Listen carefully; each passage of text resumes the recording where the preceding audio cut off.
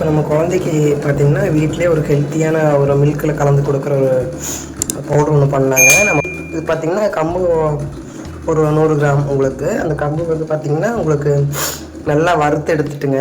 நல்லா வறுத்து எடுத்து அப்புறம் பார்த்திங்கன்னா ஒரு ஏலக்காய் ஒரு பீஸ் போட்டிருக்கேன். அதுவும் போட்டு நல்லா வந்துட்டு வறுத்து எடுத்துகிட்டு பாதாம் பருப்பும் வந்து பார்த்திங்கன்னா ஒரு 10-20 பீஸ் வந்துட்டு நல்லா வறுத்து எடுத்துட்டுங்க. அது கூட கொஞ்சம் குருமிளகும் போட்டு நல்லா வறுத்து வந்து பார்த்திங்கன்னா இந்த கம்பு கூட மிக்ஸ் பண்ணிக்கணும். திரிப்பருப்பு வந்து பார்த்திங்கன்னா இது ஒரு 50 கிராம் உங்களுக்கு இந்த மாதிரி ரெட் ஷேடை மிக்ஸ் ஆகி வர்ற மாதிரி நம்ம வந்துட்டு நல்லா ஃப்ரை பண்ணி எடுத்து வச்சுங்க. ஆறரைக்கு வச்சிடலாங்க. சூடாகிடுச்சு. இப்போ வந்து பார்த்திங்கன்னா நம்ம இதை அப்படியே மிக்ஸி ஜாரில் கொட்டிட்டு பவுட்ரு பண்ணி எடுத்துடலாங்க.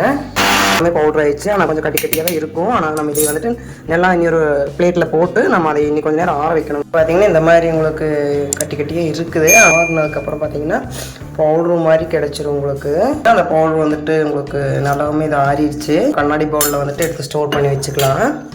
நம்ம வந்துட்டு இது ஒரு 15 டேஸ் இல்லை 20 டேஸ் வந்துட்டு நம்ம இது யூஸ் பார்த்திங்கன்னா நம்ம அந்த ரெடியான அந்த பாலில் வந்துட்டு நம்ம அந்த பவுட்ரு போட்டு இப்போ நான் கரும்பு சக்கரை போட்டிருக்கேன். அதோட அந்த பவுடர் நான் எடுத்து இப்போது இதை அந்த டம்ளரில் போட்டு நம்ம இப்போ இந்த பால் ஊற்றி நம்ம இதை பிடிச்சி பார்க்கலாங்க. ரொம்ப டேஸ்டியாகவும் இருக்கும், நல்ல மனமாக இருக்கும்.